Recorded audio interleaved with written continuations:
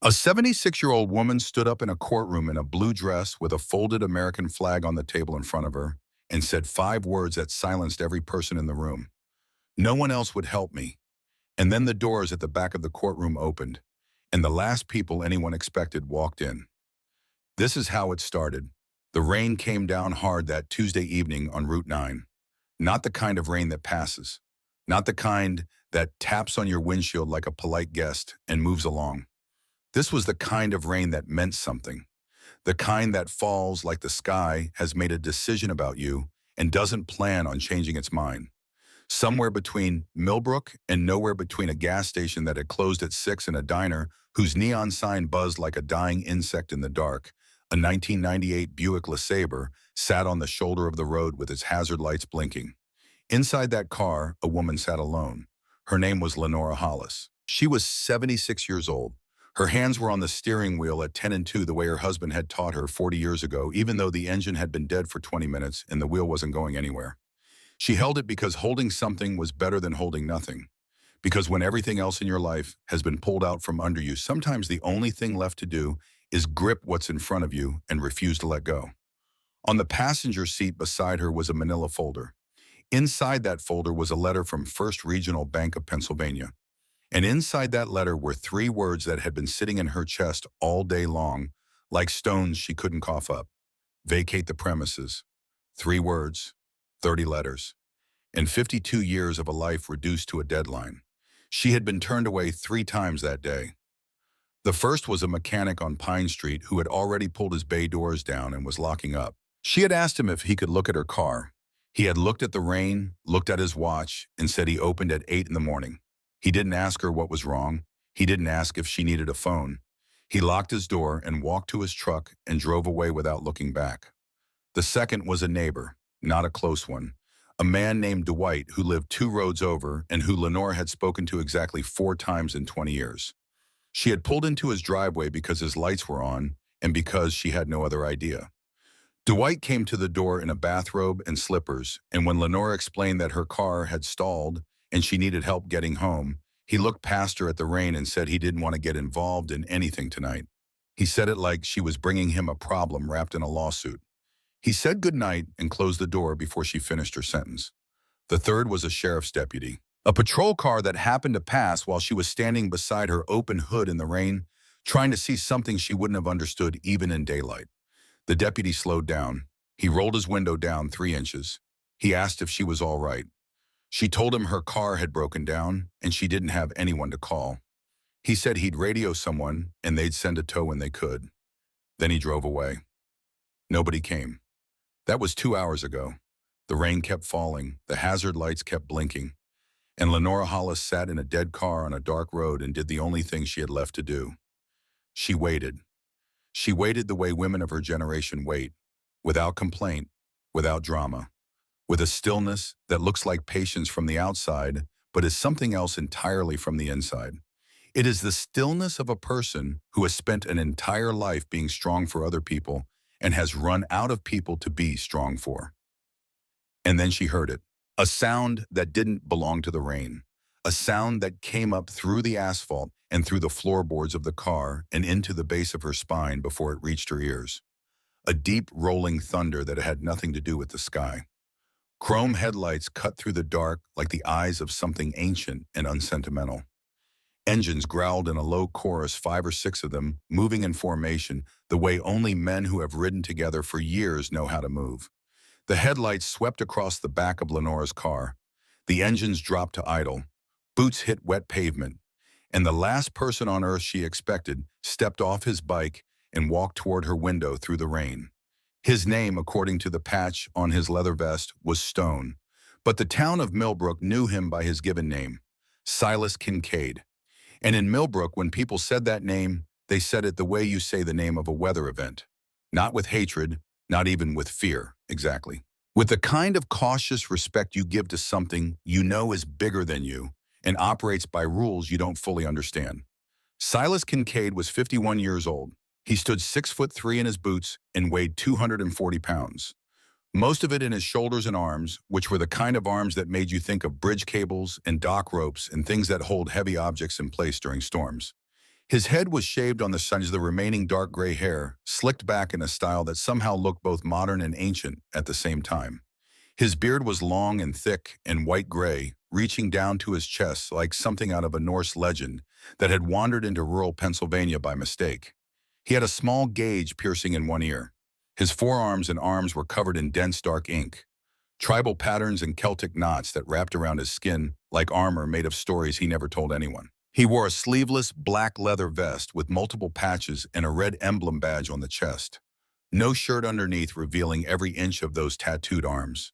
Dark blue jeans, large hands that looked like they could crush a beer can or cradle a bird with equal ease. And his face. That was the thing about Silas Kincaid that people in Millbrook could never quite reconcile. Because underneath all of it, underneath the show and the ink and the leather and the reputation, his expression was warm. Not soft. Warm. The way a wood stove is warm. The way a man who has seen terrible things and chosen gentleness anyway is warm. It was the kind of face that made you feel two things at the same time and you were never sure which one to trust. He was a Gulf War veteran, enlisted at 18, served with the 1st Infantry Division in Desert Storm, came home, tried to be a civilian, failed at it the way most combat veterans fail at it, not because they're broken, but because the world they came back to didn't have a shape that fit them anymore. He re-enlisted in 2003, served in Fallujah, came home again to a country that had moved on without him, and a brother named Liam, who was the only person left in his life who looked at him and saw the boy he used to be instead of the man he had become. Liam died 3 years later, a motorcycle accident on a wet road, a senseless, stupid accident, the kind that doesn't mean anything and takes everything. Silas had rebuilt the engine on Liam's Harley-Davidson FLH the summer before the two of them in the garage with the radio on and the sun coming through the bay door, and Liam had looked up from the carburetor with grease on his forehead and said something that Silas would never repeat to anyone because it belonged to that afternoon, and that afternoon was gone. After Liam, Silas found the club. Or the club found him. It didn't matter which. What mattered was that for the first time since the Army, he was surrounded by men who didn't flinch at who he was, men who showed up, men who stayed, men who understood that brotherhood wasn't a word you said. It was a thing you did over and over until it became the only structure your life had left. He had a code. He kept it. And part of that code was something he had never said out loud, but had always lived by. You don't leave the vulnerable to be eaten by the powerful. His mother had taught him that. She had been a woman who stood alone against the world for most of her life, and she had done it without breaking. She had raised 3 boys on a waitress salary in a town that didn't care if they ate or not, and she had done it with a kind of fierce, quiet dignity that Silas had spent his entire adult life trying to live up to. When he saw those hazard lights blinking in the rain on Route 9, he didn't think about it. He didn't weigh the options. He didn't check the time or consider whether it was convenient. He pulled over. He got off his bike, and he walked through the rain. 2 knocks on the window. Not aggressive, not tentative, just 2 knocks. The kind of knock that says, I'm here and that's not going to change. Lenora looked up through the rain-streaked glass and saw a face that under normal circumstances would have sent her reaching for the door lock. A giant of a man in a leather vest with a beard like a biblical patriarch and arms like something carved out of oak and covered in dark ink from wrist to shoulder. She felt the kind of fear that sits at the back of your throat, the kind that doesn't announce itself but simply arrives and waits. But she was also out of options. She had been out of options for 2 hours. She had been out of options, if she was honest with herself, for much longer than that. She rolled down the window. Rain came in. She looked at him, and she said the only thing she had left to say. No one else would help me. 4 words, and they landed on Silas Kincaid like a weight he recognized. He didn't flinch. He didn't smile. He didn't offer her a speech about how everything was going to be all right. He just looked at her with those warm, steady eyes and nodded once. Pop the hood for me. He found the problem in under 4 minutes. A busted coolant hose. He went back to his saddlebag and pulled out a strip of thermal tape and a spare clamp because that was the kind of man he was. Always prepared, always caring what others might need even when he didn't know who those others would be. He fixed it right there in the rain. His hands moved with the kind of quiet competence that comes from decades of fixing things that were broken, engines, machines. The kinds of problems that have solutions unlike the other kinds, the kinds that keep you awake at 3 in the morning staring at the ceiling. He didn't ask for money. He didn't ask for thanks. He just wiped his hands on a rag, looked at Lenora through the rain and said 5 words. "Follow me into town. You'll be safe." She followed him. Think about that for a second. Think about Lenora sitting in that car, 76 years old, alone in the rain, holding an eviction notice, watching stranger after stranger drive past her blinking hazard lights. How many people saw those lights that night and kept going? How many people looked at that situation and decided it wasn't their problem? And now think about what it says that the one person who stopped, the one person who got off his bike in the pouring rain and got his hands dirty under that hood, was the one person everyone in town had already decided to be afraid of. That's not a detail. That is the whole story. They pulled into Millbrook around 8 in the evening. Silas walked Lenora inside the Blue Ridge Diner, a narrow place with cracked vinyl booths and a coffee machine that hadn't been silent in 30 years, and a jukebox in the corner that hadn't played anything since Clinton was in office. The moment the door opened and people saw the patch on Silas's back, the room changed. It changed the way a room changes when the barometric pressure drops. Conversations didn't stop exactly. They thinned. Forks paused midair. A couple in the corner booth looked at each other, grabbed their coats, and left without finishing their pie. The waitress behind the counter, a young woman named Jolene with dark circles under her eyes and a pencil behind her ear, kept her head down and refilled the coffee pot 3 times without anyone asking. This was Millbrook. And in Millbrook, when Stone Kincaid walked in, you either got small or got gone. But here is what nobody in that diner expected. Silas didn't sit at the counter with his brothers. He didn't take the booth by the door the way he usually did back to the walleyes on the room. He pulled out the seat across from Lenora in a booth by the window, and he sat down. He ordered 2 coffees, black, and he did something that most of the people in that diner had never seen him do. He listened. Not the way people listen when they're waiting for their turn to talk. Not the way people listen when they're being polite. He listened the way men listen when they have learned through hard experience that the world gives you more when you stop trying to fill it with your own noise. He listened with his whole body. Still, present, focused on her face the way a man focuses on a map when he knows he's in unfamiliar territory and the wrong turn could cost him everything.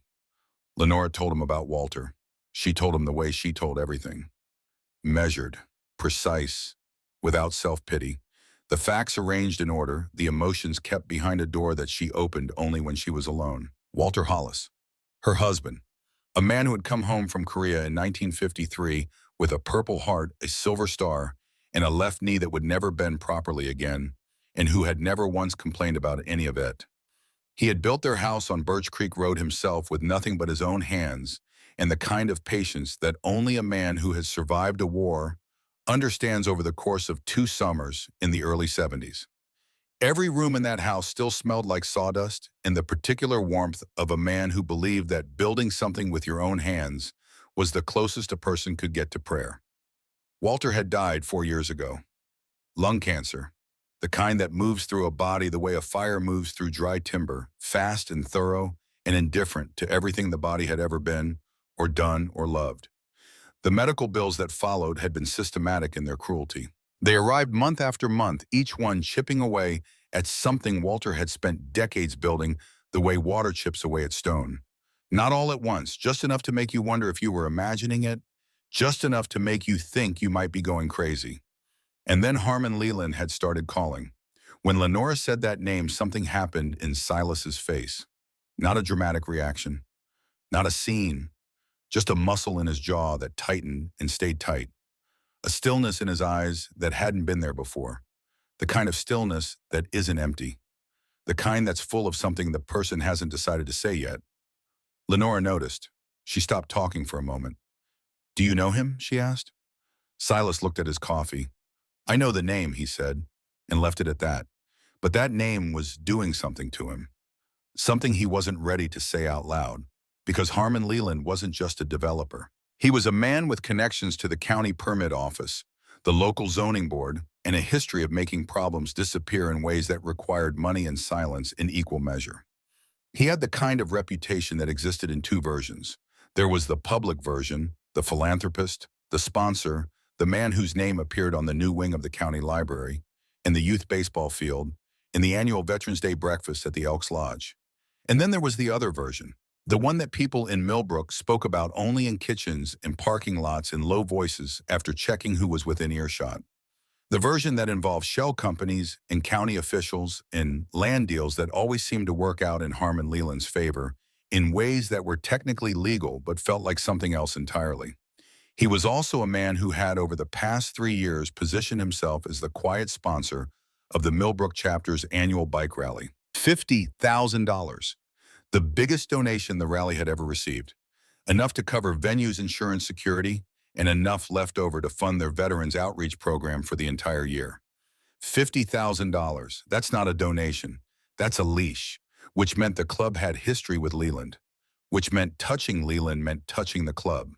And Silas knew that better than anyone because just that morning before he had ever heard of Lenora Hollis or seen her hazard lights or fixed her coolant hose in the rain, his chapter president, Rex Brennan, had pulled him aside in the parking lot behind the garage and said something that had been sitting in Silas's mind all day like a splinter he couldn't reach.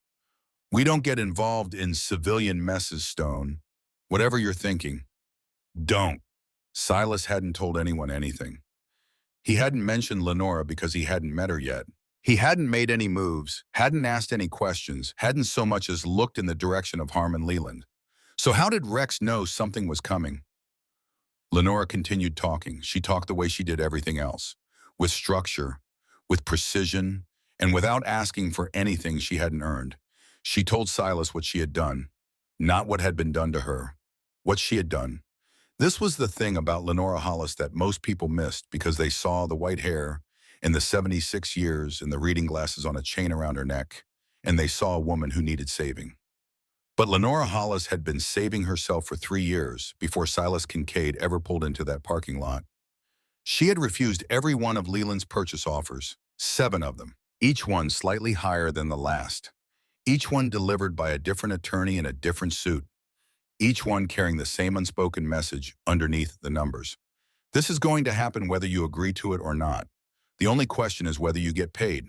She had called 3 legal aid organizations. 2 had wait lists measured in months. The third told her that her case didn't qualify for pro bono representation because her income, Walter's military pension, was technically above the threshold by $11 a month. She had written letters to her state representative, her congressman, and the office of the county commissioner. She received one response, a form letter thanking her for her civic engagement and directing her to a website for senior housing assistance. She was not a woman who had failed to act. She was a woman who had acted and been met with silence from every direction. Every door she had knocked on had been opened just enough for someone to look at her and then closed again. And then came Grady Potts. Lenora told Silas about Grady the way a field commander delivers a report. Dates, rhymes, details. Grady Potts was a man in his early 40s with a shaved head and a neck like a fire hydrant, and the kind of smile that never reached his eyes. He had shown up at Lenora's property 3 times in the past 6 months. The first time he had parked his truck at the end of her driveway and sat there for 45 minutes without getting out. Just sat there, watching the house. When Lenora came out onto the porch and asked him what he wanted, he said he was checking his GPS and drove away. The second time he came while she was at the grocery store. When she got home, the water supply line to her house had been shut off at the main valve. Not broken. Shut off. The kind of thing that could be explained away as a municipal issue if anyone bothered to investigate, which no one would because when Lenora called the water company, they said they had no record of any service interruption. The third time a no trespassing sign appeared on her property. Not her sign. She had never posted one. It was a new sign professionally printed with the name of a property management company she had never heard of listed at the bottom. She pulled it out of the ground herself and put it in her garage. She called Sheriff Dale Holt after the water incident. Holt was a man in his early 50s with a neat mustache and a careful handshake and the kind of eyes that were always calculating something behind the friendly expression. He came to the house. He walked around the property. He looked at the water valve. He looked at the ground. He stood in the driveway with his thumbs hooked in his belt, and he said 5 words that Lenora would never forget. "I don't see any evidence." Then he got in his car and drove away. And that was the moment Lenora understood something she had spent 3 years trying not to understand. The system wasn't broken. The system was working exactly the way it was designed to work. It just wasn't designed to work for her. Silas sat across from her in that booth and watched her tell this story. He watched the way her hands stayed steady around the coffee cup.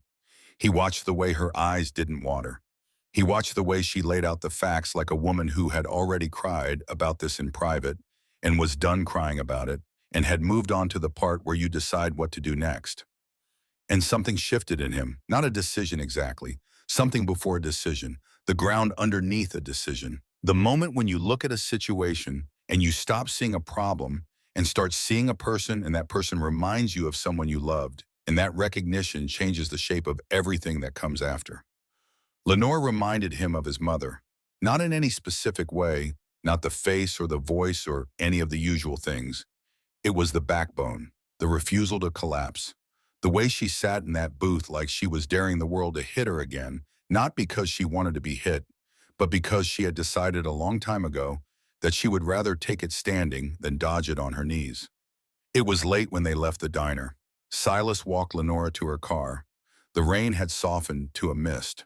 The parking lot lights threw long orange shadows across the wet asphalt. Lenora stopped at her driver's side door and looked up at him.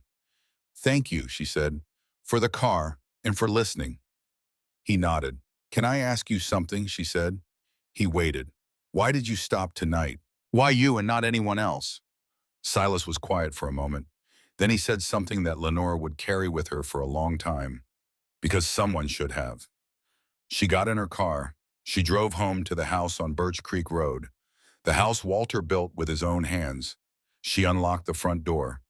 She walked through the hallway where the photographs of Walter lined the walls. Walter in his uniform. Walter at their wedding, young and thin and grinning in black and white.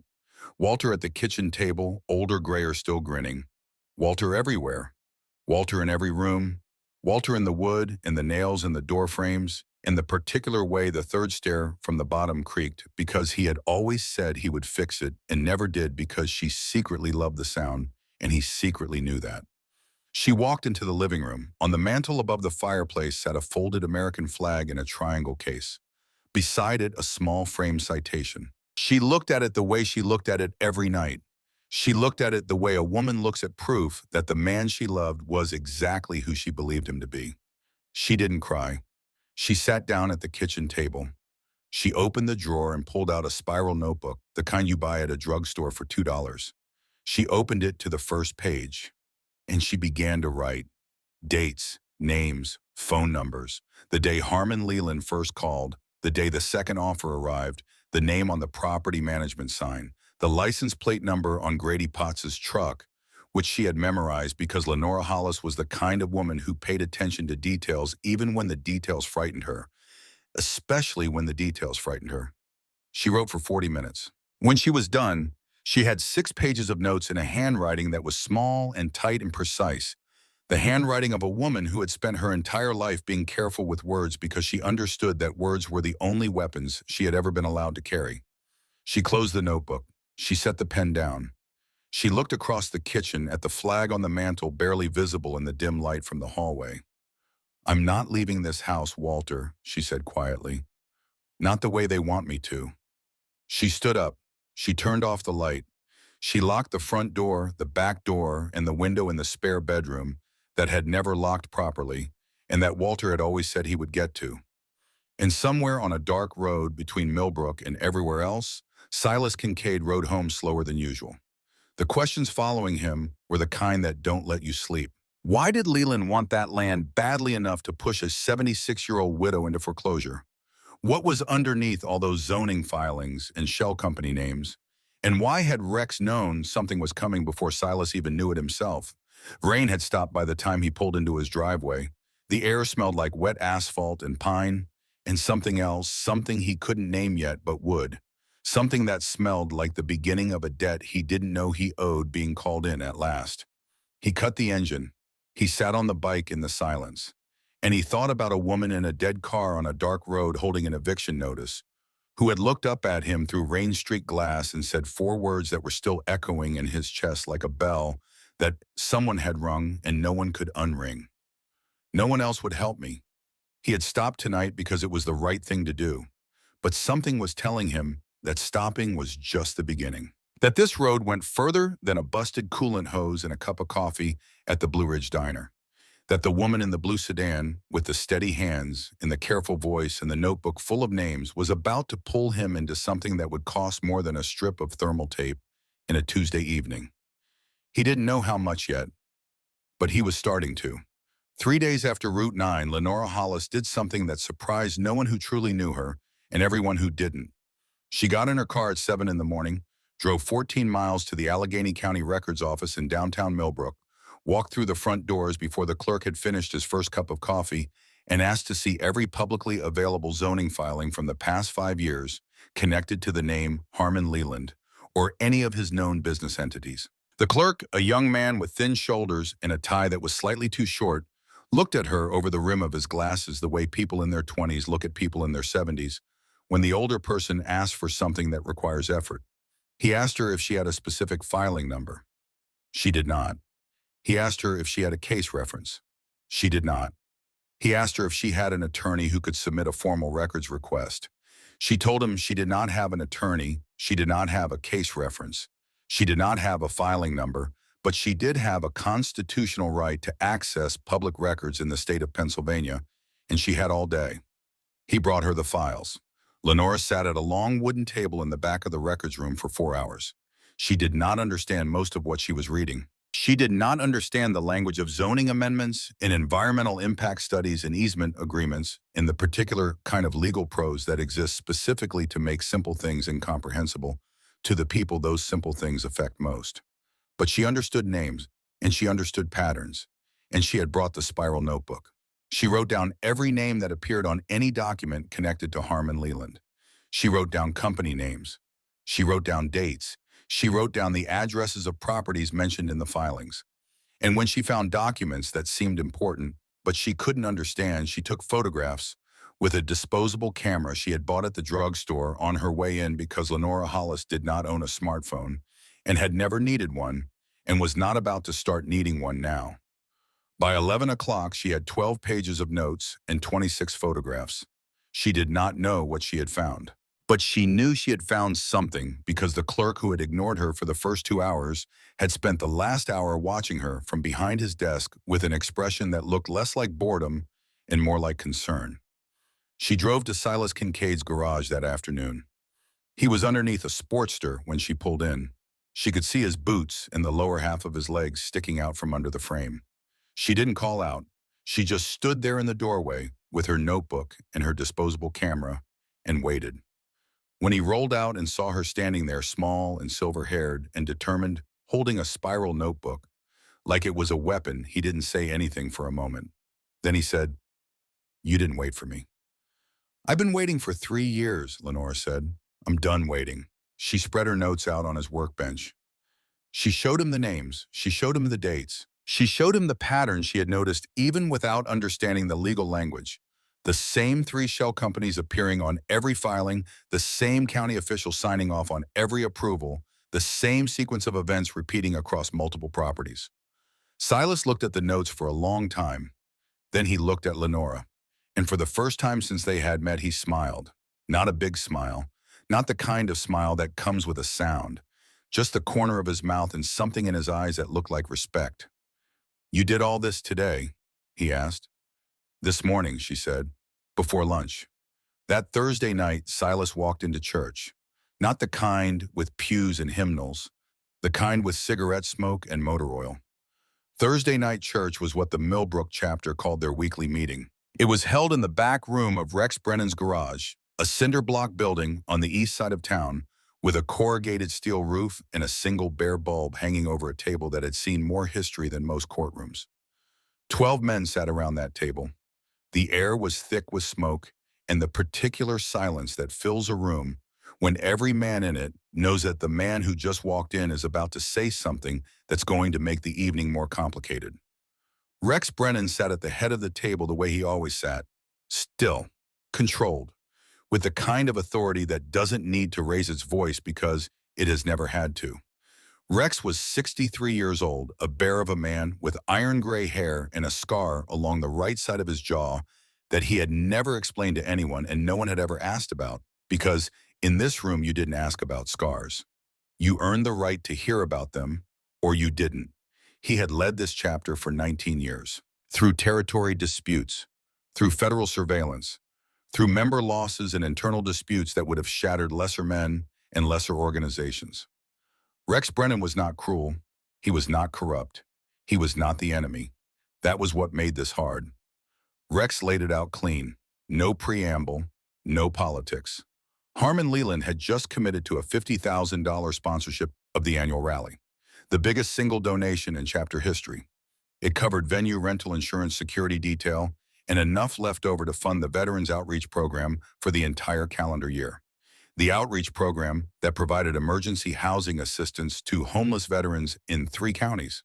The program that had helped 41 men in the past 18 months alone. "We stay out of his business," Rex said. His voice was level, not cold. Level, the voice of a man who has weighed 2 bad options and chosen the one that keeps more people alive. That's the arrangement. He doesn't ask us for anything. We don't ask him for anything. Clean. He looked around the table. He looked at every face. He looked at Silas last. "We clear," 11 men nodded. Silas said, "There's an old woman losing her home because of him." The room didn't go silent because it was already silent. It went something past silent. It went into the kind of stillness where you can hear the electricity humming in the light bulb above the table.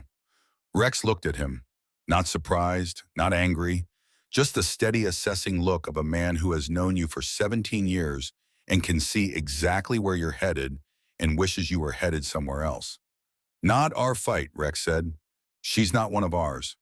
"Her husband was a veteran," Silas said. "Korean War, Silver Star." Rex held his gaze for a long time. The scar along his jaw caught the light. "I hear you, brother. I do. But you wear that patch. You don't freelance. You push this, you push all of us, and I won't have that." Silas didn't argue. He didn't raise his voice. He didn't stand up from the table or make a gesture or do any of the things that men in movies do when they disagree with authority. He just sat there. He let the words sit in the room the way a stone sits at the bottom of a river. Present, unmoved, changing the current around it without trying. He drove to Lenora's house that night. Birch Creek Road was a quiet street at the edge of Millbrook Road where the town started giving way to farmland, and the sky opened up in a way that made you realize how small everything else was. Lenora's house was a white clapboard place with a porch swing that listed slightly to the left, and a garden that had been lovelier before the knees gave out and the money ran thin, and the only pair of hands that had ever tended it properly were in the ground at Millbrook Veterans Memorial Cemetery. Inside the house was warm in a way that had nothing to do with the heating. It was the kind of warmth that accumulates over decades, the residue of meals cooked, and conversations held, and evenings spent in the same room doing nothing in particular, which is the most important kind of doing there is. The walls themselves seemed to hold memory, the way old wood holds heat slowly, deeply, and long after the source is gone. The photographs were everywhere. Silas had seen houses with pictures on walls before, but this was different. This wasn't decoration. This wasn't a woman who had arranged frames to fill space. This was a woman who had turned her home into a record of a single man's life, because every photograph was a small act of defiance against the fact that he was gone. Walter young, Walter old, Walter in between. Every version of him preserved, every chapter accounted for, as if Lenora had decided that death could take the man, but it could not take the evidence that he had been here and that he had mattered. On the mantel above the fireplace, the folded American flag in its triangle case. Beside it, a small framed citation. Silas stood in front of the mantel and looked at the citation. He read it once, set it back down, read it again. The citation was dated November 1950, the Battle of the Chosin Reservoir. It described an action in which a sergeant of the 7th Infantry Regiment, Walter Allen Hollis, had carried 2 wounded soldiers from a different unit out of a burning position under heavy enemy fire at significant personal risk, refusing to leave them despite direct orders to fall back. Both soldiers survived. Walter Hollis was awarded the Silver Star. One of the soldiers listed in the citation had a name Silas had not seen written down in his entire life, but had heard spoken 100 times, 1,000 times, at kitchen tables, at family dinners, at the cemetery on Memorial Day when his father would stand in front of a headstone and say nothing for a very long time and then say everything. Nathan Kincaid, not Silas's brother, his uncle, his father's older brother, the one who had gone to Korea at 20 and come home in a box, except that according to this citation, Nathan Kincaid had not died in that position. He had been pulled out alive by Walter Hollis. He had survived that night. He had lived for several more months, long enough to write letters home, long enough for Silas's father to receive those letters and keep them in a cigar box in the closet for the rest of his life. Nathan had died later. A different engagement, a different position, a different kind of bad luck. But Walter Hollis had given the Kincaid family something that no amount of money or time could buy. He had given them months, months of letters, months of knowing that Nathan was alive. Months that Silas's father had carried in his chest like a second heartbeat for the rest of his life. His father had spent decades trying to find the man who had saved his brother. He never did. He died in 2011 without ever knowing the name of the sergeant who had pulled Nathan from the fire. And now Silas was standing in that man's living room, looking at the citation, reading his uncle's name in a dead man's house while that dead man's widow made tea in the next room. He stood there for 2 full minutes without moving. Lenora came in from the kitchen with a cup of tea and found him holding the frame. She saw his face. She had seen many things in 76 years, and she knew what a man looked like when he had just been struck by something he didn't know was coming. "Are you all right?" she asked. He turned to look at her, and for the first time in longer than he could remember, Silas Kincaid didn't have anything to say. He sat down. He told her the name. He told her who Nathan was. He told her about his father. He told her about the cigar box full of letters that his father had kept in the closet and taken out every November and read in the kitchen by himself with the door closed. Lenora set down the tea. She sat across from him. Her face went through something complicated and quiet and deep, the way a lake goes through something when a stone is dropped into it. The surface changes, but the depth of it, the real weight of it, is underneath where you can't see. "Walter talked about that night every year until the day he died," she said. "He said those were the 2 men he was most grateful to have saved. He always wondered if they made it home." She looked at Silas. Her eyes were steady. "Did your uncle make it home?" Silas was quiet for a moment. "For a few more months," he said. "He was killed in another engagement that winter. But he wrote letters home during those months. My father kept every one. He read them every year on the anniversary." He paused. "My father spent his whole life trying to find the man who saved Nathan. He never did. He died not knowing." They sat in that living room for a long time without talking. The clock on the wall ticked. The flag on the mantel caught the lamplight. And the silence between them wasn't empty. It was full. It was the kind of silence that happens when 2 people discover that they have been connected by something older and deeper than either of them knew, and the discovery changes the shape of everything. Lenora spoke first. "So you didn't just stop on that road by accident." "I stopped because it was raining and your lights were on. And you're still here because of Nathan." Silas looked at her. "I'm still here because of you. Nathan is the reason I'm not leaving."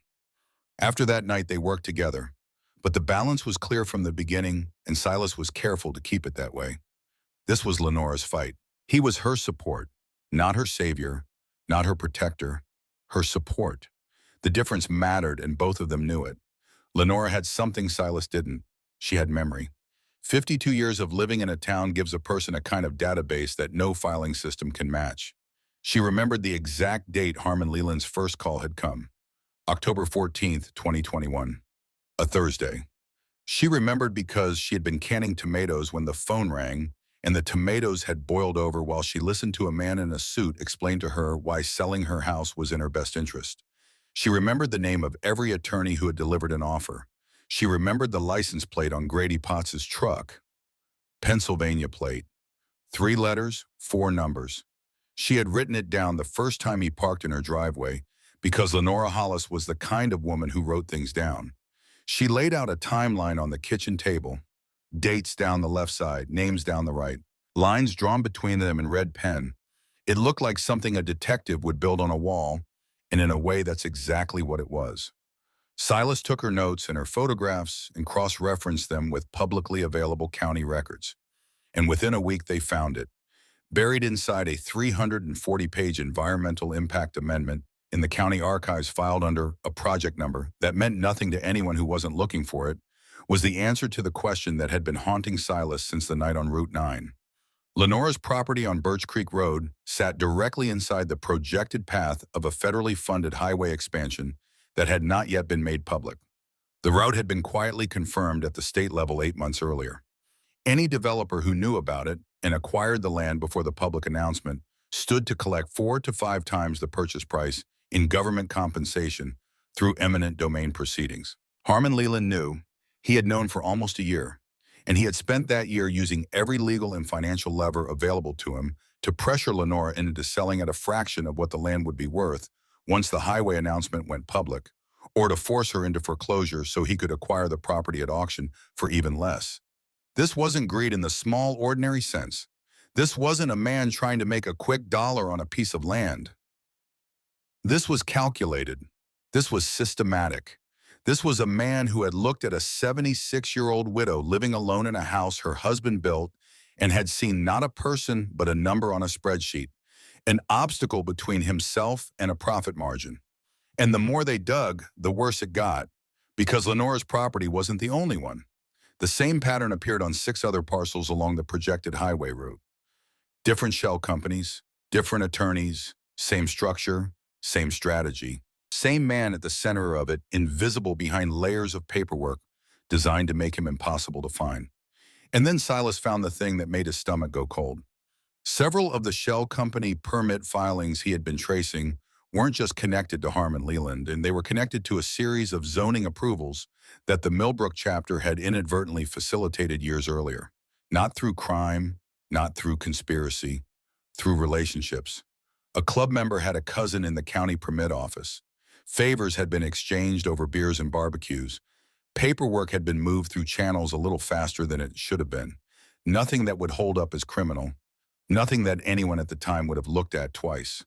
But it was enough. If this went to court and the filings got subpoenaed, the club's name would be in the record. Rex's name would be on documents that connected, however indirectly, to a land fraud operation spanning multiple counties. And then the last piece fell into place. The reason Rex had warned him that morning in the parking lot before Silas had even met Lenora. Rex already knew about the filings. He had seen the club's name in Leland's paperwork months ago, had recognized what it would look like if anyone ever pulled the thread, and had made the calculation that silence was safer than exposure. He hadn't warned Silas out of malice. He had warned him out of fear. Rex Brennan, the man who had led this chapter through 19 years of everything the world could throw at it, was afraid, not of Leland, of what would happen to his men if the connection became public. And that fear, more than anything else Silas had discovered in those filing cabinets and county records, told him exactly how dangerous Harmon Leland was. That was the thing Leland was counting on. That was the insurance policy. The reason he was confident the club would stay quiet. Not because he was paying them off, because he had accidentally made them complicit without their knowledge, and now their silence was built into the architecture of his scheme like a load-bearing wall.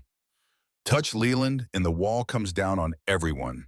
Silas sat with this for one evening, just one. He sat in his garage at the workbench where Lenora's notes were still spread out, and he looked at the space on the floor where his brother's Harley-Davidson FLH used to sit. The bike he and Liam had rebuilt the summer before the accident. The bike he had ridden at the memorial. The last physical thing his brother had touched. He looked at it the way you look at something when you're about to make a decision that you can't take back. The next morning, he called a civil attorney in Allegheny County named Corinne Voss. She specialized in predatory foreclosures and municipal land abuse. She had a reputation for being precise and relentless and completely unimpressed by men who thought their money made them untouchable. Her retainer was $12,000. Silas sold the Harley on a Tuesday morning. A collector from Pittsburgh drove up in a trailer and paid in cash and drove away with the bike strapped down under a canvas cover. Silas stood in the driveway and watched the trailer disappear down the road, and he did not let himself think about it for long enough to change his mind. If you have ever had to give up something that was the last piece of someone you loved, you know what that costs. It isn't money. It doesn't matter how much money it is. It's the feeling that you are letting go of a hand you were still holding. It's the sound of the garage door closing on a space that will never be filled again. Lenora found out 3 days later. She came to the garage and saw the empty space on the floor, and she looked at Silas and she knew. "You sold it," she said, not a question. "I did. For me, for the attorney." She shook her head. "I didn't ask you to do that. I would never have asked you to do that." Silas looked at her. "You didn't ask, but your husband did something for my uncle 70 years ago that nobody asked him to do either. He carried a man out of a fire because that man needed carrying, and the debt on that has been sitting in my family for 3 generations." Lenora was quiet for a long time. "That's not a debt," she said. "That's just what Walter did." "Then this is just what I do," Silas said. "There was another betrayal coming, a quieter one, the kind that hurts more because it comes from someone who owes you something and chooses not to pay. Frank Embry lived 4 houses down from Lenora on Birch Creek Road. He was 70 years old and a retired electrician with a bad hip and a good memory, and a wife named Dorothy who had been diagnosed with early-onset Alzheimer's 6 years ago. Lenora had spent 2 years of her life helping care for Dorothy. She had driven Dorothy to appointments when Frank couldn't. She had sat with Dorothy on afternoons when Dorothy didn't know where she was or who was sitting across from her. She had brought meals to their house 3 times a week during the worst of it, and she had done it without being asked and without expecting anything in return, because that was who Lenora Hollis was. Dorothy had passed 2 years ago. Frank had stood at the funeral and wept, and Lenora had stood beside him and held his arm, and he had looked at her and said, "I don't know how I would have gotten through this without you." Lenora needed Frank now. She needed him to confirm on record that he had witnessed Grady Potts on her property. Frank's kitchen window looked directly at Lenora's driveway. He had seen Grady's truck. He had told Lenora so himself the day after the water incident, standing at her mailbox, shaking his head and saying, "I saw that son of a gun pull in yesterday. What's he up to?" She drove to Frank's house on a Wednesday afternoon. She knocked on his door. He answered in a flannel shirt and house slippers, and an expression that told her he already knew why she was there. She asked him directly. She asked him if he would be willing to provide a written statement confirming that he had seen Grady Potts on her property on the dates in question. Frank looked at her. He looked at the floor. He looked at the wall behind her at a spot that didn't have anything on it worth looking at. "Lenora," he said, "I can't get involved in this." "Frank, I know what you're going to say, and I'm sorry, but Leland has people. He has connections. If I put my name on something like that, I don't know what happens next." He paused. "I'm alone now, Lenora. I don't have anyone to back me up if things go sideways." Lenora looked at him for a long time. She didn't argue. She didn't remind him of the 2 years she had spent caring for his wife. She didn't remind him of the meals or the drives or the afternoons. She didn't say any of the things she had a right to say, because Lenora Hollis was not the kind of woman who used kindness as a currency to be collected later. She just nodded, and she turned and walked back to her car. That was a wound that went deeper than the eviction notice, deeper than Grady Potts and his truck and his dead eyes, deeper than Sheriff Holt and his 5 empty words. Because the eviction notice was an attack from a stranger. Frank's refusal was an abandonment by a friend, and Lenora had learned something that night on Route 9 that she was learning again now in a different way. Sometimes the people who should help you won't, and sometimes the people who shouldn't be anywhere near your life are the only ones who show up. The sheriff delivered a legal warning to Silas's residence 10 days before the court hearing. A notice that he was potentially subject to a civil harassment injunction if he continued making inquiries about Harmon Leland's business operations. The language was polite and precise and carried underneath its legal formalities the unmistakable message that someone with money and lawyers wanted Silas to sit down and be quiet. The same week, Leland's attorney sent a letter to the Millbrook chapter. It was addressed to Rex Brennan. It referenced their historical business relationship in language that was technically neutral but functionally threatening. It requested that the chapter manage its members in accordance with the spirit of their ongoing partnership. Rex called a vote. It was held on a Thursday night, the same back room, the same table, the same bare bulb. 12 men. Silas stood at one end of the table and did not plead his case. He had already said everything he was going to say. He had said it once clearly without raising his voice, and he was not going to say it again, because repeating yourself in a room full of men who have already heard you is not persuasion. It is begging. And Silas Kincaid did not beg. The vote was close, 7-5. But close doesn't matter when the result is what it is, temporary suspension. Rex delivered the verdict the way he delivered everything. Straight, clean, without cruelty, but without apology. You're suspended effective now. You can petition for reinstatement in 90 days. Turn in your patch. Silas reached for the patch on his vest. He had worn it for 17 years. He had earned it through a process that most people in the civilian world would never understand and would probably never want to. It represented the only family he had left in a world where every other family he had been part of his blood family, his military unit, the structures that men build to keep themselves from drowning, had either ended or fallen apart. He removed it carefully, not with anger, not with ceremony, with the particular care of a man who respects a thing enough to handle it properly even as it's being taken from him. He handed it to Rex. Their eyes met for a moment. Rex took it. Neither of them said a word. There was nothing to say that wouldn't make it worse. Silas drove home that night without his patch for the first time in 17 years. The vest felt lighter than it should have. Not in a good way. Lighter the way a house feels lighter after someone moves out. Lighter the way your chest feels after something you were holding on to finally lets go. Not relief, absence. The specific weight of something that used to be there and isn't anymore in the space it left behind is somehow heavier than the thing itself. He pulled into his driveway, cut the engine, sat in the dark. The garage door was still up, and he could see the empty space on the concrete floor where Liam's Harley had been.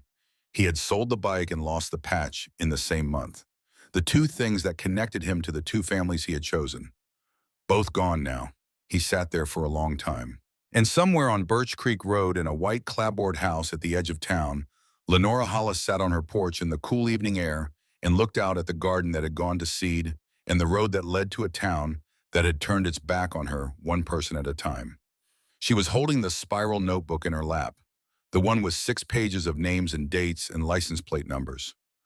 The one she had started the night Silas fixed her car.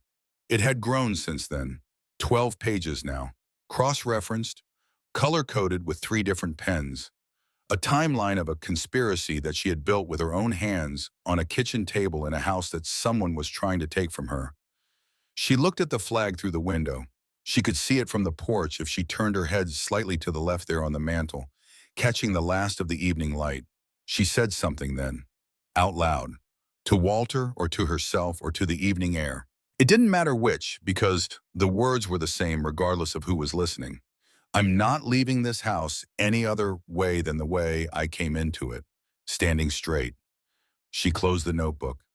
She held it against her chest, and she sat there on that porch while the light went down and the stars came out over Birch Creek Road, and she didn't go inside until she was ready.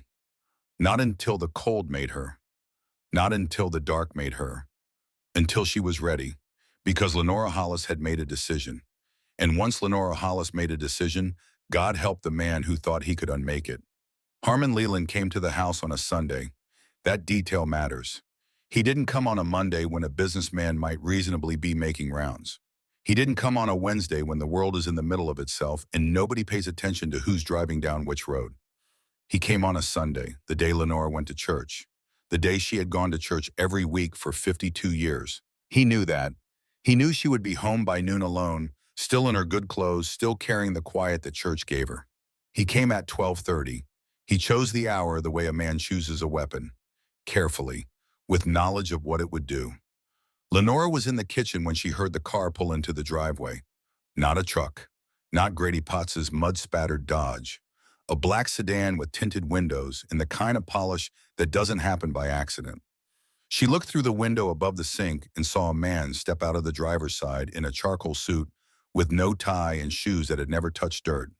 Harmon Leland was in his mid-50s. He was not tall.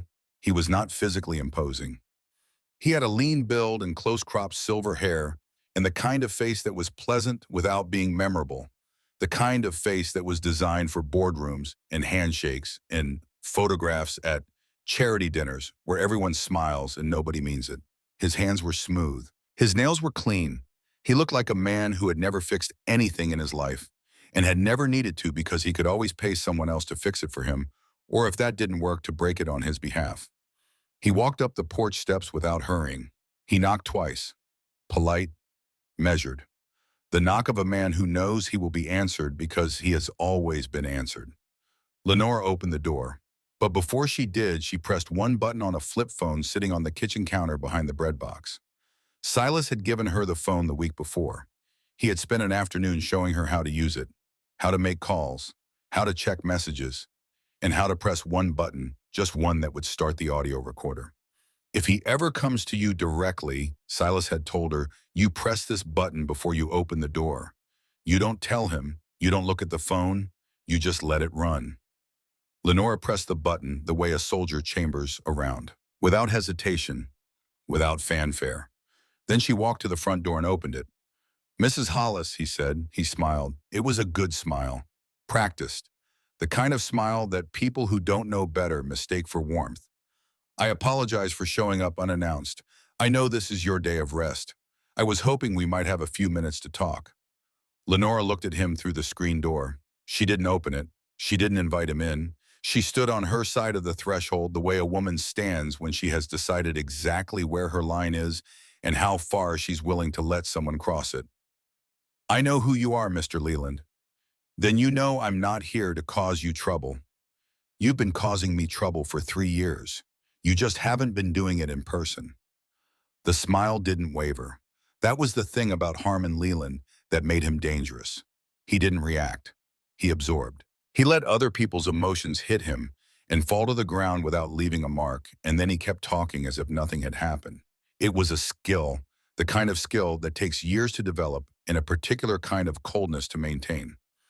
I understand your frustration, he said. I do. And I want you to know that I've come here today because I believe we can resolve this in a way that benefits everyone. I have a new offer. It's significantly higher than anything that's been presented to you before. I think you'll find it more than fair. He reached into the inside pocket of his jacket and produced a folded document. He held it out toward the screen door. Lenora didn't take it. I've received 7 offers, Mr. Leland. Each one came with a different attorney and the same message. Sell or suffer. That's the offer. It's always been the offer.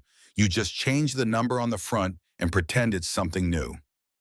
Leland lowered the document. He looked at the porch. He looked at the ceiling above the porch where a section of wood had warped from water damage. He looked at the gutters, which were sagging on the left side. He looked at the garden, which had gone wild. He looked at everything the way a man looks at a property he already considers his. This is a beautiful piece of land, Mrs. Hollis. Your husband did a remarkable job with this house, but I'm sure you can see that maintaining it alone at your age is becoming— He paused, selecting the word the way a surgeon selects an instrument. Difficult. Every word was a blade, not swung, placed, inserted into the exact spot where it would do the most damage with the least visible effort. The warped porch ceiling, the sagging gutters, the overgrown garden, her age, her solitude. Everything that Lenora already knew and already felt and already fought against every morning when she woke up in a house that was too big for one person and too full of memories to leave. He was not threatening her. He was describing her life back to her in a voice that sounded like concern, and that was worse than any threat because it was the truth wrapped in something that looked like kindness and smelled like contempt. Lenora looked at him for a long moment. Then she said the thing that Harmon Leland was not expecting. Not because it was clever, not because it was loud, but because it came from a place in her that he had not calculated for. A place that 76 years of hard living and honest work and loving a good man had built in her like a foundation that goes deeper than the house it holds up. My husband built this house with his own 2 hands, she said. He came home from a war with a knee that never worked right and a heart that never stopped working, and he built this house over 2 summers because he believed that a man who builds something with his hands has made something that matters. He put his life into these walls, every room, every door frame, every board on this porch that you're standing on right now. She took one step closer to the screen door. You think I'm going to be afraid of a man in a suit who shows up on a Sunday to tell me my gutters need fixing, Mr. Leland? I have buried a husband. I have buried friends. I have sat in hospital rooms at 3 in the morning and held the hands of people who were dying. I know what fear looks like, and it doesn't look like you. Leland's smile was gone now, not replaced by anger, replaced by nothing. A blank. The default setting of a man who has just realized that the person in front of him is not performing strength for his benefit, but is operating from a kind of conviction that he does not have a playbook for. He stood on the porch for another moment, then he folded the document and put it back in his jacket pocket. I'm sorry you feel that way, he said. I genuinely am. But I want you to understand that the process that's been set in motion is not something I can stop. The bank has made its decision. The timeline is the timeline. And when this goes to court, Mrs. Hollis, it's going to go quickly, and the outcome is not going to be what you're hoping for. He turned to leave. He stopped at the top of the porch steps and looked back. I wish you'd reconsider. I really do. Because what comes next is going to be harder than anything you've been through so far. And you're going to go through it alone. He walked to his car. He got in. He drove away. The black sedan disappeared down Birch Creek Road and the dust settled and the house was quiet again. And on the kitchen counter behind the bread box, the flip phone had recorded every word. Because Lenora Hollis had spent 3 years being failed by every system that was supposed to protect her, and she had learned the lesson that those systems had been trying to teach her all along. Nobody is coming to save you, so you save yourself, you build your own weapon, you make your own evidence, and you wait for the moment when the man who thought you were powerless discovers that you are not. She picked up the phone. She pressed the button to stop the recording. She played it back once, listening to Leland's voice come through the tiny speaker, calm and polished and incriminating. She listened to herself steady and unbroken. She listened to the whole thing. Then she called Silas. He came, she said. Did you press the button? Before I opened the door. A pause on the other end. Then Silas said, good. It's all on there. Everything he said. Then he just gave you the only thing you needed. Lenora looked at the phone in her hand. A simple flip phone. A device so basic that she had laughed when Silas first showed it to her and said it couldn't even take pictures. But it could do one thing that mattered. It could listen. And now it was holding the voice of a man who had spent 3 years hiding behind attorneys and shell companies and silence, and who had walked onto her porch and said the quiet part out loud because he had looked at a 76-year-old woman and seen someone who couldn't possibly hurt him. He was wrong about that. He was wrong in the way that powerful men are often wrong about the people they underestimate. Not because they lack intelligence, but because they lack imagination. They cannot conceive of a world where the person they are stepping on has the ability to step back. They have never had to conceive of such a world because they have never lived in one.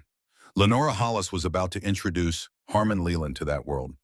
The court hearing was scheduled for a Thursday morning at 9 o'clock at the Allegheny County Courthouse. A stone building with columns that were meant to look like justice, and a parking lot that was too small, and a metal detector at the front door that beeped every time someone walked through it and was ignored by the security guard every time it beeped. Lenora arrived at 8:30. She was wearing a blue dress she had last worn to a church fundraiser 2 years ago. She had pressed it the night before. She had polished her shoes. She had put on the pearl earrings that Walter had given her on their 30th anniversary and that she only wore on occasions that mattered. In her left hand, she carried the spiral notebook. 12 pages, 3 colors of ink, a timeline of a conspiracy built on a kitchen table by a woman who had never been to law school and didn't need to because she had something more valuable than a law degree. She had the truth, and she had written it down. In her right hand, she carried the folded American flag in its triangle case. She set it on the plaintiff's table before she sat down. She didn't explain it. She didn't make a speech about it. She just set it there in front of her the way you set a photograph of someone you love on your desk, not for anyone else. For you, because you need it there, because it reminds you of who you are and whose you are and what you're fighting for. Corinne Voss sat beside her, a woman in her mid-40s with short auburn hair and reading glasses, and the particular energy of a person who has spent their entire career waiting for exactly this kind of case. She had reviewed Lenora's notes. She had reviewed Silas's research. She had pulled the Environmental Impact Amendment. She had traced the shell companies. And she had listened to the recording 3 times each time with a legal pad in front of her, marking the moments where Harmon Leland had crossed the line from persuasion to coercion. There were 7 such moments. Corinne had underlined each one. She had built a case the way an engineer builds a bridge, one support at a time, each one tested before the next one goes up until the whole structure is standing and the only thing left to do is drive across it. Silas sat 1 row behind Lenora. He was wearing a plain gray flannel shirt. No vest, no patch, no colors, no insignia. He looked like what he was, which was a man who had been stripped of the only identity he had left and had shown up anyway because some things are more important than what you're wearing. The courtroom filled slowly. Millbrook showed up, not for Lenora, not for Silas. They showed up the way people show up when they expect a spectacle and want to be able to say they were there when it happened. Harmon Leland was seated behind his attorneys. 2 of them, matching suits, the kind of suits that cost more than Lenora's car.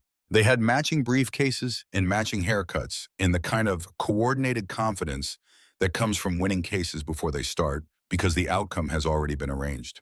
The bank's representative sat beside them, a man with a thin face and a thinner smile and a folder full of documents and the expression of someone who has done this 100 times and expects to do it 100 more. The hearing began at 9. Leland's attorneys opened with a clean, efficient presentation. Mortgage default, missed payments, standard procedure. They cited statutes and precedents and dates and figures with the practiced fluency of men who have learned to make cruelty sound like paperwork. Nothing unusual, they said, nothing to contest, a straightforward matter of contractual obligation unfulfilled. Corinne Voss listened to all of it. She sat with her hands folded and her glasses on the tip of her nose, and she listened the way a woman listens when she has been waiting for her turn and knows exactly what she's going to do with it. When Leland's attorneys finished, the judge looked at Corinne, counsel for the respondent. Corinne stood up.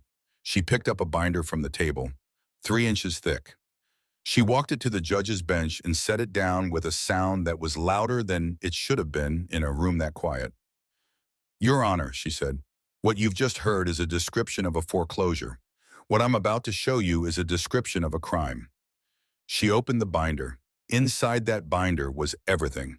The highway expansion route confirmed at the state level 8 months before Leland made his first offer to Lenora. The pre-announcement acquisitions strategy documented through a paper trail of shell company formations and dated within weeks of the route confirmation. The shell companies themselves, 7 of them each registered to a different address, but all sharing the same registered agent. The permit filings that had been expedited through the county office, the timeline that proved with the mechanical precision of a clock that Harmon Leland had known about the federal highway contract before he made his first offer to Lenora Hollis, and had used that knowledge to deliberately engineer her financial distress. And on page 212, the audio recording. Corinne pressed play. The courtroom heard Harmon Leland's voice, calm and polished and smooth, standing on a widow's porch on a Sunday afternoon, describing her failing house back to her like a diagnosis. They heard him tell her that what comes next would be harder than anything she'd been through. They heard him tell her she would go through it alone. They heard every word because Lenora Hollis had pressed one button on a flip phone and held the line. Leland's face changed. Not dramatically. Not the way faces change in movies. It changed the way a wall changes when the first crack appears. Still standing, still intact. But the structural integrity is gone and everyone in the room can see it. And on the final page of the binder, a letter from the Federal Highway Administration confirming that the acquisition of Lenora Hollis's property would be subject to federal protections under the Veterans Heritage Land Preservation Act, a statute protecting the homesteads of decorated combat veterans and their surviving spouses from compelled displacement. Walter Hollis, Silver Star, 7th Infantry Regiment, the Battle of the Chosin Reservoir, November 1950, the flag on the table, the citation on the mantle, the man who had carried 2 soldiers out of a fire because he couldn't leave them. All of it, every piece of it, leading to this room, this moment. This table where his widow sat in a blue dress with her hands folded and his flag in front of her, and the truth in a binder and the evidence on a recording and the law on her side because the country that her husband had bled for had written a statute that said, "You cannot take his home." Voss turned to the judge. Your Honor, the respondent would like to make a statement. The judge looked at Lenora. Mrs. Hollis, you may address the court. Lenora stood up. She did not tremble. She did not clutch the table or take a deep breath or do any of the things that people in courtrooms do when they are afraid. She stood up the way a woman stands up when she has been sitting for a very long time and has finally decided it's time. She looked at the judge. She looked at the room. She did not look at Harmon Leland. Your Honor, she said, my name is Lenora Hollis. I am 76 years old. I have lived in the same house on Birch Creek Road for 52 years. My husband Walter built that house with his own hands. Board by board, nail by nail. He fought in Korea. He came home with a silver star and a knee that never worked right, and he built us a life. He paid his taxes. He served his community. He never asked for anything he didn't earn. Neither have I. Her voice was steady, not rehearsed. Steady. The voice of a woman who has said these words to herself in her kitchen at midnight, and in her car on the way to a records office, and on her porch in the dark, and who is now saying them for the last time in the only room that has the power to make them matter. For 3 years I have tried to get help. I called the police. They didn't come. I asked my neighbors. They turned away. I wrote letters to my representatives. They didn't answer. I went to legal aid. I was told I made $11 too much to qualify. She paused. $11. She looked at the room. Every face, one at a time. The way a teacher looks at a classroom of children who have disappointed her and who she loves anyway. No one else would help me. The echo line, young, the same 4 words she had said through a rain-streaked window to a stranger on a motorcycle on a Tuesday night on Route 9. But different now. Different because of what came after. Different because of what she said next. Until a man that everyone in this town was afraid of got off his bike in the rain and fixed my car and sat across from me in a diner and listened. A man who had every reason to stay out of this and no reason to get involved except that he believed it was wrong. He lost his motorcycle. He lost his brotherhood. He lost his standing in the only family he had left. For me, a woman he didn't know. She paused. And then I decided something. I decided that if a man like that could give up everything he had for a stranger, then I could stand up for myself. I could walk into a records office and ask questions. I could write things down. I could press a button on a phone and let a man's own words be the evidence against him. I could come into this courtroom and tell you the truth. She looked at the flag on the table. She touched the edge of the case with one finger. This is Walter's flag. They gave it to me at his funeral. I've kept it on the mantle for 4 years. I brought it here today because I want this court to see what's at stake, not a piece of land, not a house, a life, a whole life that a good man built and that I promised I would protect. She sat down, she folded her hands, and she didn't say another word. The courtroom was still, the kind of stillness that isn't silence but something deeper. The kind that happens when a room full of people has just heard something they weren't prepared for and needs a moment to understand what it means. And then the doors at the back of the courtroom opened. Every head turned, every eye went to the doorway. Standing there filling the frame was Rex Brennan, full patch, full colors, leather vest with every insignia in place, the scar along his jaw catching the fluorescent light, his iron gray hair pulled back, his face carrying the expression of a man who has made a decision that cost him something and has come to deliver it in person. Behind him, 11 men, the entire Millbrook chapter, full patch, dress cuts, standing in the doorway of a county courthouse in formation, shoulder to shoulder, the way only men who have stood together for years know how to stand. They walked in without a word, boots on marble, leather and ink, and the particular gravity of men who take up space not because they want to be noticed, but because they cannot help it. They filled the back 2 rows of the courtroom and sat down and said nothing. Rex looked at Silas. Silas looked at Rex. And Rex said it loud enough for every person in that room to hear. We don't abandon our own. And anyone he stands for stands with us. He walked forward. He placed a second folder on the judge's bench. Inside it was documentation the club had pulled independently over the past 2 weeks. Bank communications obtained through a contact in the financial compliance office. Text messages. and a financial trail connecting Harmon Leland directly to fraudulent real estate transactions in 3 other Pennsylvania counties. Properties acquired through the same pattern, the same shell companies, the same strategy of targeting vulnerable landowners along projected development routes and engineering their financial distress. It wasn't just a land grab, it was a pattern, a system, and they had proved it. The judge looked at the binder, he looked at the folder, he looked at the recording transcript, he looked at the letter from the Federal Highway Administration. He looked at Harmon Leland, who was sitting very still behind his attorneys, with the particular expression of a man who has just realized that every exit in the room is closed. Leland was arrested before he stood up from his chair. 2 federal marshals who had been seated in the gallery since 8:30 that morning, placed there by the U.S. Attorney's Office, after a tip from Corinne Voss 3 days earlier, walked him out of the courtroom in handcuffs. His attorneys watched him go with the expression of men who are already calculating how to distance themselves from a client who has become a liability. The judge halted the foreclosure proceedings within the hour. The Federal Highway Administration was notified. A federal investigation was opened into Leland's operations across 4 counties. And under the Veterans Heritage Land Preservation Act, the property of Lenora Hollis on Birch Creek Road, the house that Walter Hollis built with his own hands over 2 summers in the early 70s, was placed under a protection order that would take an act of Congress to reverse. Lenora didn't shout, she didn't jump up, she didn't collapse or weep or do any of the things that people expect a person to do at the end of a long fight. She sat very still in her chair and looked at the ceiling for a long moment. The way people look when they're trying to hold something inside that is too big to hold and too important to let go of carelessly. Then she let out a breath, a single breath, the kind that has been held for a year or 3 years or 52 years, depending on how you count. And then she cried, not dramatically, not loudly, quietly, the way women cry when they have been strong for so long that they have forgotten what it feels like to stop. The tears came the way rain comes after a drought, slow at first, then steady, then the kind you don't try to stop because stopping them would be the same as denying that they matter. Silas reached forward from the row behind her and put his hand on her shoulder.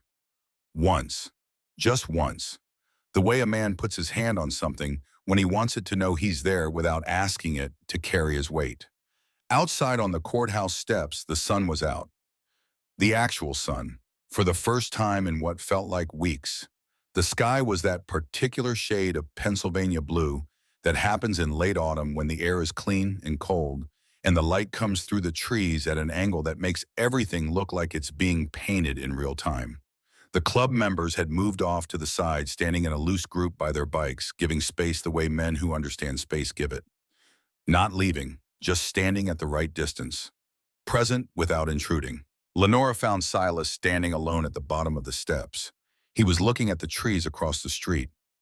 Not at anything in particular, just at the light moving through the branches. She came and stood beside him. She was still holding the flag. "I need to tell you something," she said. He looked at her. "Alan and I never had children," she said. She used Walter's middle name the way she sometimes did in private moments, the way a wife uses a name that belongs only to her. "We tried, it just wasn't in the cards.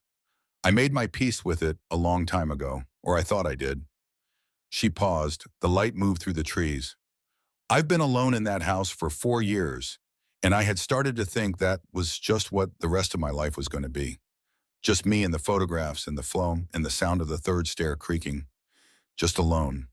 She looked at him. Her eyes were clear, not sad, clear. The way eyes get when a person has cried everything out and what's left is just the truth, undecorated, undiluted, sitting right there on the surface. "But you came, and then they came." She gestured toward the club. "And I don't know how to thank a person for that. I don't know that there's a word big enough." Silas was quiet, and then Lenora said the thing that broke him open. Not in a loud way, not in the dramatic way that breaking open happens in stories. In the deep, permanent, quiet way that it happens in life. The way it happens when the truest thing you've needed to hear finally arrives not from where you expected it, not in the voice you expected, but at exactly the moment when you were ready to receive it. She looked at him and said, "You have a family now. And then because Lenora Hollis was not a woman who did things halfway, she reached up and put both arms around him and held on. She held on the way a mother holds on. The way a person holds on when they want you to understand that this is not a gesture or a formality or a social nicety. This is a claim. This is a declaration. You are mine now, and I am yours. And that is not going to change. Silas stood very still for a moment, the way a man stands when something hits him that he didn't know he was waiting for. And then he put his arms around her too. And they stood there on the courthouse steps in the November sunlight, a 76-year-old woman and a 51-year-old man holding on to each other the way people hold on when they have both been alone for a very long time and have finally found the thing that loneliness was pointing them toward all along. Rex returned Silas's patch at the clubhouse that Friday evening. No ceremony, no speeches. He just set it on the table in front of Silas and looked at him. You were right, Rex said. We were wrong to stay quiet as long as we did. That won't happen again. That was all. With men like Rex, that was everything. The chapter spent the following month helping Lenora with the house. They replaced the porch boards that had warped. They fixed the roof section that had been leaking since the fall. They repaired the kitchen ceiling. They rehung the gutters. They straightened the porch swing so it didn't lean anymore. They didn't make an event of it. They didn't post about it. They didn't call the newspaper. They just showed up on Saturdays and worked. Quietly, steadily, the way men work when they are not performing labor but paying a debt they didn't know they owed until someone showed them the bill. And Lenora made enough coffee to supply a small army, and she made sandwiches, and she asked every single one of them questions about their lives, their families, their work, their stories. And she remembered the answers, every name, every detail, because that was who Lenora Hollis was. A woman who believed that the least you can do for a person who shows up for you is to see them, really see them, to learn their name and remember it and use it and make them feel for even a moment that they are not invisible. Silas rode out to Birch Creek Road every few weeks after that. He never stayed long, an hour, sometimes two. He would check on the house, sit on the porch with a coffee. Let Lenora talk about Walter. She would talk about Walter and the house and the garden and the summers. And then she would ask about Liam, about Nathan, about the things Silas carried. And he would answer, not all at once, a little at a time. The way men like Silas answer, slowly, carefully, like they are deciding with each word whether it is safe to keep going, whether the person they are talking to can hold what they are about to say without dropping it. And it was. It was safe, because Lenora Hollis could hold anything. She had been holding things her whole life. Her husband's pain, her neighbor's grief, her own loneliness, the weight of a house and a life, and a memory and a flag in a triangle case. She had held all of it for decades without breaking. And now she could hold one more thing. She could hold Silas's story, and she did, gently, completely. The way you hold something that has been handed to you by someone who has never handed it to anyone before. The flag still sits on the mantle above the fireplace on Birch Creek Road. The citation beside it. The photographs of Walter on every wall. The third stair from the bottom still creaks because no one has fixed it, and no one will, because the sound of it is the sound of a man who once lived in this house and loved the woman who still does. And if you drive out to Birch Creek Road on a Saturday afternoon, you might see something. You might see an old woman on a porch swing that doesn't lean anymore because someone fixed it in October, drinking coffee and watching the light change through the trees her husband planted. And you might see a motorcycle parked in the driveway. And you might hear, if you listen carefully, the sound of two people talking on a porch about the people they have lost and the people they have found, and the strange, stubborn, unbreakable thread that connects the two. Reputation isn't character. A patch isn't a person. And brotherhood, real brotherhood, isn't blind loyalty to whoever happens to be standing beside you. It is the willingness to stand up when it costs you something, when it costs you everything. And to do it anyway, because the alternative is becoming someone you can't live with. And family isn't blood. Family isn't paperwork. Family isn't the people you were born next to. Family is the people who show up. Family is the people who stay. Family is a man who gets off his bike in the rain for a stranger, and a woman who opens her door to a world she was taught to be afraid of and finds on the other side of that fear the one thing she had been missing for 4 years. Someone to sit on the porch with. Someone to remember the names. Lenora Hollis is sitting on that porch right now, in the house her husband built with his own hands, watching the light move through the trees he planted, the flag on the mantle, the coffee in her hands, the notebook in the drawer closed now its purpose served. And beside her, in a chair that Walter used to sit in, a man with tattooed arms and a warm expression, in a patch he almost lost, in a story he is learning one word at a time to tell. She is not alone anymore, and neither is he.